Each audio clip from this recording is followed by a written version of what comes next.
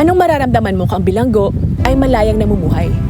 Dito sa Palawan, may kulungan na walang bakod at ang mga preso ay namumuhay sa isang paraiso. Samahan niyo ako dito sa Iwahig. This is Saturday. We never thought such a place would exist. Galing dito sa loob, pero now, he is already a security officer. Isipa yung paninda ng mama ko. Pumunta ako sa bahay, nabisgata. Nakapagpaaral at nakapagpag-graduate ng kanyang anak. At isa na ngayong social worker. Ito ang Iwahig Penal Farm. Kilala sa tawag na Prison Without Walls. Grabe, ang lawak naman ito. As in, 1,000 hectares naman. 1,000? Ang mga preso rito ay nakakapag-aral at nakakapaghanap buhay. Marami sa kanila ay malayang namumuhay. Nakatira sa mga bahay na walang rehas. Nakakausap ng mga bisita na walang posas. Matagal ko lang gustong bumisita sa Iwahig. Narinig ko ang Iwahig from my friends who visited this penal colony. Hindi ako makapaniwala na merong kulungan sa Pilipinas na walang bakod. Kaya nung nag-Puerto Princesa ako, pinuntahan ko ang Iwahig. To see is to believe, ika nga. Ang Iwahig ay 30 to 45 minutes away from Puerto Princesa City Center. Papunta ka pa lang ng Iwahig, magagandang tanawin na ang madadaanan mo. Pagpasok mo ng gate, bubungad sa'yo ang malawak na lupain, palayan, mga punong kahoy, at kabundukan. Hindi mo maiisip na ito ay isang kulungan. Ang Iwahig ay 28 hectares of land na nasasakupan ng 3 barangay. Ganito kalawak ang tila paraisong lugar na ito.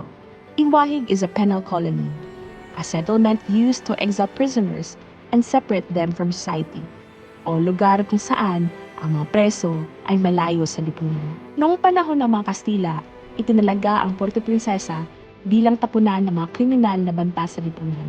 Dahil malayo ang Puerto Princesa at malala ang kaso ng malaria dito, para na rin hinatulan ng death sentence ang mga presong dinadala rito. Pero nagbago ito nung itinayo ang Iwahig Penal Farm in 1904. At a time when Philippines was under American government. Dito dinadala noon ang mga preso na hindi na magkasya sa Bilibid Prison. Noong bumisita ko sa Iwahig, may 3,000 inmates ang penal farm at hindi na lang galing Metro Manila ang nandito. Meron ding mga inmates na galing sa iba't ibang lugar sa Pilipinas. Taga Manila, Malabon, Palawan, Malabon. Magkapit-bahay kayo? Barkada kayo, kaya dito, no? May 3 klaseng inmates sa Iwahig. Ang mga naka-orange shirts, sila ang mga bagong dating.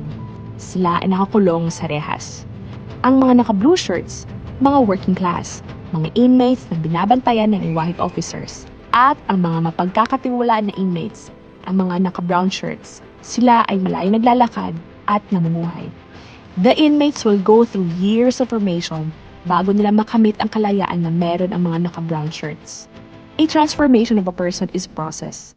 It does not happen overnight. Someone needs a strong support system that will help him to change. Ito ang masasaksihan mo sa Iwahig. I had a chance to meet Sir Levi Evangelista, the Chief PIO of Iwahig. Talaga, yung itsura nung araw, yan pa rin, no? At nirenovate po siya ng National Historical Commission of the Philippines, NHCP. So, nakabook po yan. Ngayon po, yung programa ng Director General is i-distribute naman yung mga preso sa Muntinlupa sa mga prison and penal farm na magamit po sa pagsasaka.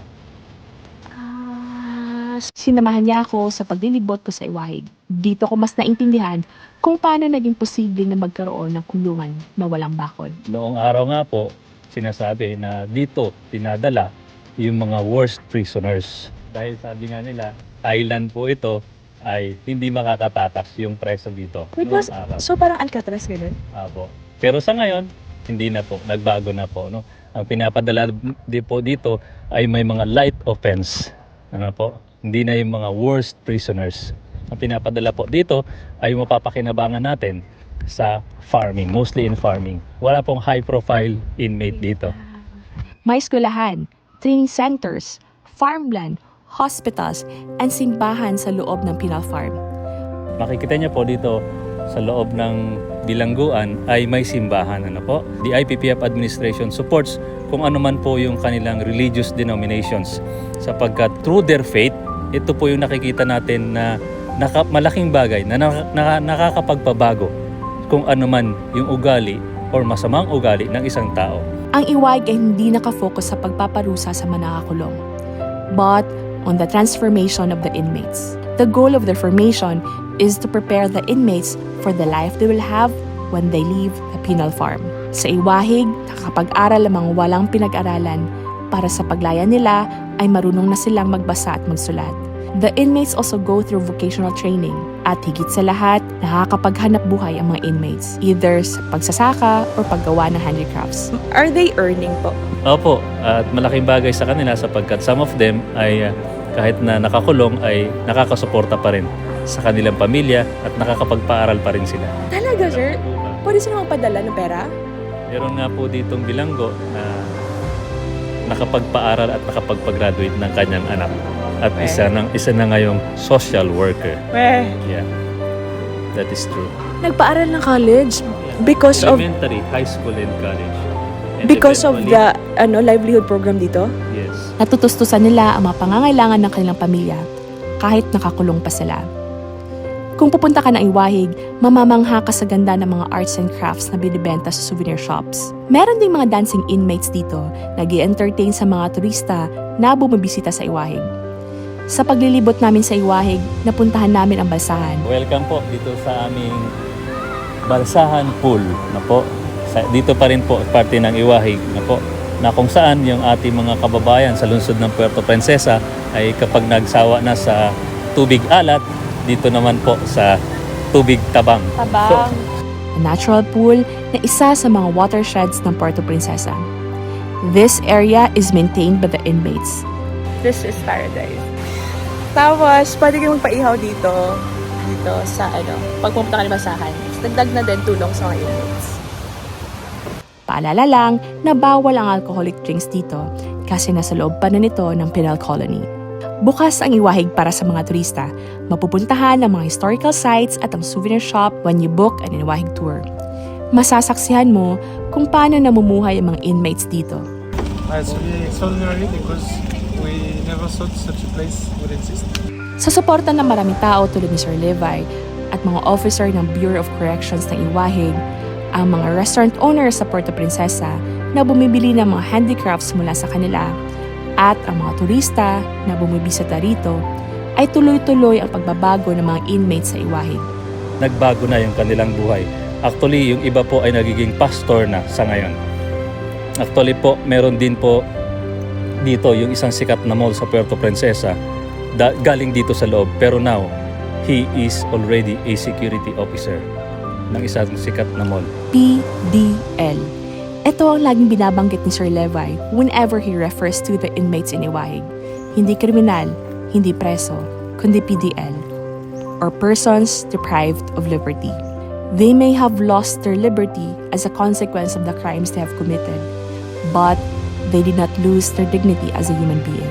Bawat PDL ay may kwento kung bakit sila nakulong at bawat isa sa kanila ay umaasa na hindi rito magtatapos ang kwento nila. Sa family ko lang po kaya po ako nakadisgrasya. Ngayon, pinagsisipa yung paninda ng mama ko. Pumunta ako sa bahay, nadisgrasya ko. Kaya kayo andito kasi Opo. pinagtanggol niya lang yung pamilya mo, yung nanay mo. Kilala ang Iwahig bilang prison without walls. Sa lahat ng nalaman at nasaksihan ko sa Iwahig, para sa akin, ang Iwahig ay isang kulungan na puno ng pag-asa. Pag-asa na mga PDL ay babalik sa malayang lipunan. Pag-asa na meron pa silang buhay na babalikan. Pag-asa na magbabago ang buhay nila paglabas ng Iwahig. At pag-asa na makamit natin ang lipunan na walang takot at pangamba dahil nagbabagong buhay ang mga taong nagkasala. Sa makakapanood po nito, please come and visit the Iwahig Prison and Penal Farm and experience how we reformed our persons deprived of liberty. And not only that, para makita nyo rin po yung mga ilang tourist spot dito like the Balsahan, especially yung mga handmade products ng ating mga persons deprived of liberty. With that po ay maraming salamat po sa inyo. Dalawang bagay yung na-realize ko. First, ang mga nagkasala ay dapat lang naman yung parusahan ang kamalian nila. Second, kahit anong klaseng tao pa, pagbigyan mo siya ng chance na magbagong buhay, kaya nila magbagong buhay. But, we have to be in the right environment And they have to be with the right people who will support them and believe that they can change. Visit Iwahig Penal Farm and see for yourself how possible it is to have a prison without walls. Tara na sa Puerto Princesa! Bye!